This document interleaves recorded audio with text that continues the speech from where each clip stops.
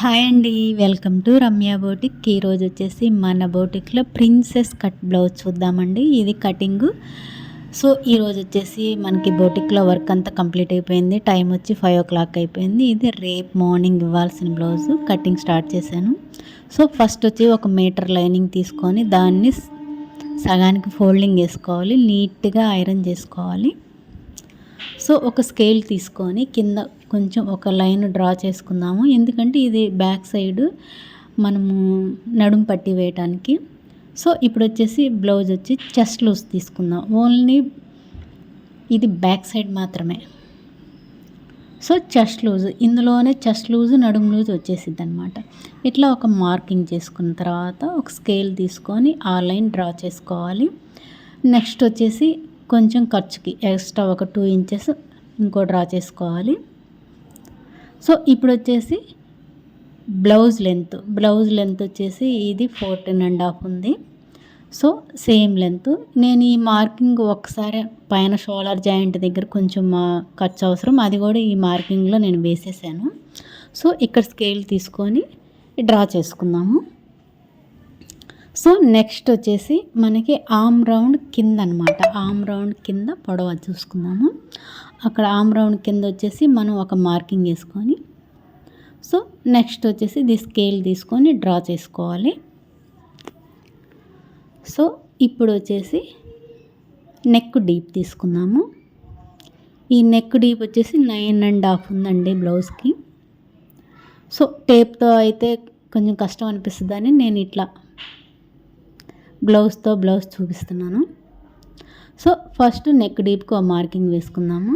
తర్వాత వచ్చేసి షోల్డర్ దగ్గర వచ్చేసి ఒక మార్కింగు. విడ్త్ వచ్చేసి 2 ఉందండి నెక్, షోల్డర్ వచ్చి 3 ఉంది. సో ఇక్కడ ఒక మార్కింగ్ వేసుకుందాము. సో ఆమ్ రౌండ్ మార్కింగ్ మనకు వచ్చేసింది. నెక్స్ట్ వచ్చేసి ఇక్కడ నెక్ విడ్త్ చూసుకుందాం. విడ్త్ వచ్చేసి ఇక్కడ 2 ఉందండి.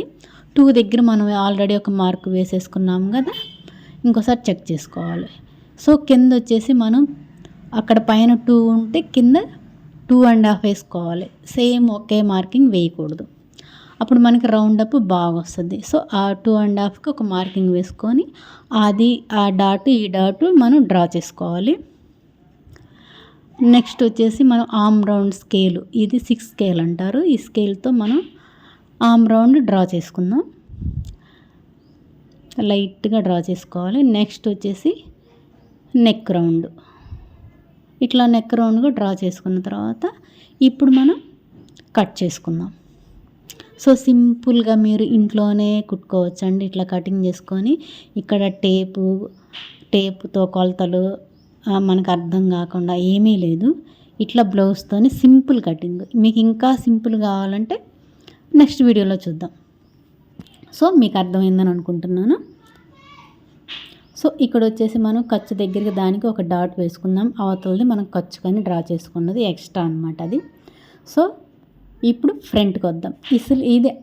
ఇదైతే మెయిన్ అనమాట బ్లౌజ్లో మొత్తం మెయిన్. ఇక్కడ మాత్రం కొంచెం మీరు బ్రెయిన్ పెట్టారంటే మీకు చాలా ఈజీ ప్రిన్సెస్ కట్ అసలు.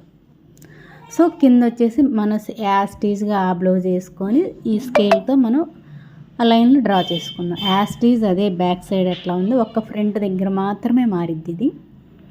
సో ఆమ్ రౌండ్ దగ్గర ఇది మొత్తం యాస్టీజ్గా ఆ పీస్ ఎలా ఉందో సేమ్గా మార్కింగ్ చేసుకుందాం. ఆమ్ రౌండ్ కూడా అట్లాగే యాస్టీజ్గా. ఫ్రంట్ వచ్చేసరికి కొంచెం మారిద్ది అనమాట, అంతే. సో ఇప్పుడు వచ్చేసి ఆమ్ రౌండ్కి 6 తీసుకున్నాము, ఫ్రంట్ నెక్ కూడా 6. ఈ 6 తీసుకున్న తర్వాత మార్కింగ్ వేసుకుందాం. మార్కింగ్ వేసుకున్న తర్వాత ఇప్పుడు ఇందాక మనం ఎక్స్ట్రా కూడా క్లాత్ ఒకసారి పెట్టేసుకున్నాం కదా ఖర్చుకి, ఆ ఖర్చు లైన్ కూడా డ్రా చేసుకుందాము. ఇప్పుడు వచ్చేసి సింగిల్ డాట్, ఇది వచ్చేసి మనకి సింగిల్ డాట్ ఉంటుంది ప్రిన్సెస్ కట్లో. అక్కడ నేను ఆ లెంత్ వచ్చేసి 4 తీసుకున్నాను. 4 దగ్గర ఒక మార్కింగ్ వేసుకుందాము. నెక్స్ట్ వచ్చేసి సింగిల్ టక్స్ వేయడానికి టక్స్కి వచ్చేసి 1.5 మాత్రమే తీసుకోవాలి. అక్కడ 1.5 తీసుకుందాము. సో 1.5కి మార్కింగ్. సో స్ట్రైట్ వచ్చేసి 2 వేసుకోవాలి. 2కి ఒక మార్కింగ్. సో 1.5 2 మార్క్స్ అయితే అక్కడ చూసండి డ్రా చేశాను. సో ఈ లైన్ వచ్చేసి లైట్గా ఆమ్ రౌండ్లో కలిపేసేయాలి. రౌండ్గా వెళ్ళే ఆమ్ రౌండ్లో కలిపేసేయాలి ఆ లైను. నెక్స్ట్ వచ్చేసి ఇది 2 కాడ నుంచేసి దీన్ని కూడా లైట్గా రౌండ్గా దానిలో కలిపేసుకోవాలి. So completed. ఇది ఒకసారి చెక్ చేసుకున్న తర్వాత ఇప్పుడు మనం ఫ్రంట్ నెక్ డ్రా చేసుకుందాం. So marking is completed. ఇప్పుడు ఒక్కసారి చెక్ చేసుకుందాము. చెక్ చేసుకొని కట్ చేసుకుందాం. సో ఈజీ అండి, చాలా ఈజీ ప్రిన్సెస్ కట్. మనకి అప్పర్ బాడీ కొంచెం హెవీగా ఉన్న వాళ్ళకైతే ఈ కట్ బ్లౌజ్ శారీకి ఈ బ్లౌజ్కి చాలా బాగుంటుంది. అవుట్ఫిట్ చాలా బాగా వస్తుంది ప్రిన్సెస్ కట్ అయితే. అప్పర్ బాడీ కొద్దిగా హెవీ ఉన్న వాళ్ళకి ఈ కట్ చాలా బాగుంటుంది. సో మనం డ్రా చేసుకున్న దాంట్లో కట్ చేసుకోవాలి. కట్ చేసుకున్న తర్వాత పీస్ వచ్చేసి సపరేట్ చేసుకొని ఇప్పుడు ఇక్కడ వచ్చేసి చాలా జాగ్రత్తగా కట్ చేసుకోవాలి. షేప్ అనేది ఇక్కడే ఉంది, అసలు ఒరిజినల్ షేప్ అనేది ఇక్కడికే వస్తుంది. చూడండి నీట్గా ఇట్లా పీస్ వచ్చేసింది. చూడండి ఎంత నీట్గా వచ్చిందో చూడండి, షేప్ పర్ఫెక్ట్ వచ్చేసింది. సో మనం ఖర్చు దగ్గర ఒక మార్కింగ్ వేసుకుందాము. సో నెక్స్ట్ వచ్చేసి హ్యాండ్స్. ఈ హ్యాండ్స్ వచ్చేసి మనకి ఆది బ్లౌజ్కి అయితే 5.5 ఉంది. ఇక్కడ వీళ్ళు కస్టమర్ అయితే మనకి 9.5 హ్యాండ్స్ పెట్టమన్నారు. సో ఇప్పుడు నేను హ్యాండ్స్ పొడవు వచ్చేసి 9.5 ఉంది. 9.5కి ఇప్పుడు నేను టేప్ తీసుకొని 9.5 కాకుండా 10 పెట్టేస్తున్నా. ఎందుకంటే మనకి ఖర్చుతో సహా ఒక 1/2 ఇంచ్ కలిపేసి నేను 10 పెట్టేసాను ఇక్కడ. సో 10 దగ్గర ఒక మార్కింగ్ వేసుకున్నాము. ఇక్కడ స్కేల్ తీసుకొని డ్రా చేసుకుందాము. నెక్స్ట్ వచ్చేసి 3 ఇంచెస్కి ఒక మార్కింగ్ వేసుకుందాము. ఒక మార్కింగ్ వేసుకొని అక్కడ డ్రా చేసుకుందాము. ఇదేంటంటే చంక డౌన్ అనమాట. చంక డౌన్కి 3 ఇంచెస్ అయితే సరిపోతుంది. సో ఇక వచ్చేసి ఆమ్ రౌండ్ వీళ్ళకి 7 ఉంది. 7 to 7 నేను మార్కింగ్ పెట్టేశాను. 7 to ఒక డ్రా చేసుకుందాము ఇక్కడ. సో నెక్స్ట్ వచ్చేసి ఖర్చుకి కూడా డ్రా చేసుకుందాము. ఇప్పుడు వచ్చేసి స్టార్టింగ్ కాడ నుంచి ఎండింగ్ వరకు ఆ మార్కింగ్ కలిపేసుకున్న తర్వాత మనం ఖచ్చితంగా ఆ గీత మీద మనం వేసుకున్న మార్కింగ్ మీద కట్ చేయకూడదు. మనకు కొంచెం ఖర్చు ఉంటుంది కాబట్టి కొంచెం యువతలు కట్ చేసుకున్నామంటే ఖర్చుతో సహా మనకు వచ్చేసింది. సో ఎక్స్ట్రా క్లాత్ కట్ చేసేసుకుందాం. కంప్లీటెడ్. ఇప్పుడు వచ్చేసి మనం ఆమ్ రౌండ్ దగ్గర ఒక డాట్ వేసుకుందాము.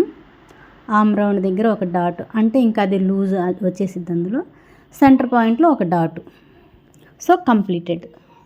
ఇప్పుడు వచ్చేసి శారీలో బ్లౌజ్ పీస్ ఇది వచ్చేసి నేను వర్క్ కంప్లీట్ అయిపోయిందండి. ఇది కంప్యూటర్ వర్క్ వేసాను. ఆల్రెడీ వేసిన షార్ట్ వీడియోస్ పెట్టాను. ఇది వర్క్ జరుగుతున్నప్పుడు ఒక షార్ట్ వీడియో పెట్టాను, కావాలంటే మీరు ఛానల్లో చెక్ చేసుకోండి. సో ఇప్పుడు వచ్చేసి దీన్ని 2 ఫోల్డింగ్ చేసుకొని బ్యాక్ పార్ట్ తీసుకొని మనం ఈ బ్యాక్ సైడ్ పార్ట్ మాత్రం ఫస్ట్ కట్ చేసుకోవాలి. సో అంటే కరెక్ట్గా కట్ చేసుకోకుండా ఒక 1 ఇంచ్ ఎక్స్ట్రా పెట్టి కట్ చేసుకోవాలి. మనం ఏంటంటే మళ్ళీ జాయింట్ వేసేటప్పుడు కరెక్ట్గా ఇది కట్ చేసుకోకూడదు, కొంచెం ఎక్స్ట్రా కట్ చేసుకోవాలి. తర్వాత మనం జాయింట్ వేసుకున్న తర్వాత ఎక్స్ట్రా పార్ట్స్ కట్ చేసుకుందాం. సో బ్యాక్ పార్ట్ కంప్లీట్ అయిపోయింది. నెక్స్ట్ వచ్చి హ్యాండ్స్. సో హ్యాండ్స్కి అయితే మాత్రం ముక్క పడుతుందండి, బ్లౌజ్ కొద్దిగా సరిపోలేదు, అది మనం స్టిచ్చింగ్లో కవర్ చేసుకుందాము. సో ఇప్పుడు వచ్చేసి హ్యాండ్స్ తీసుకుందాం.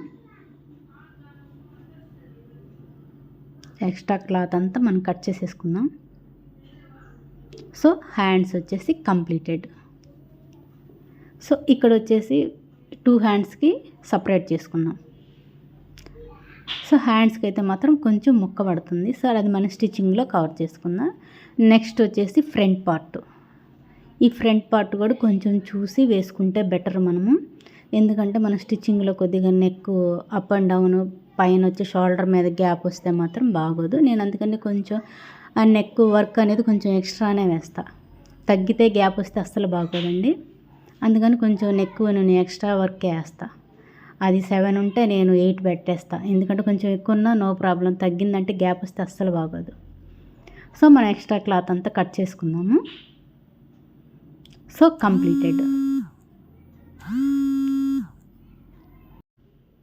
సో ఫ్రంట్ పార్ట్ కూడా కంప్లీట్ అయిపోయింది. ఇప్పుడు వచ్చేసి మనకి ఫ్రంట్ పార్ట్లోనే సెకండ్ పార్ట్ కూడా అంటే ఇక్కడ ఏంటంటే మనకి ఖర్చు క్లాత్ అయితే సరిపోలేదు, నేను కొంచెం ఎక్స్ట్రా యాడ్ చేశాను.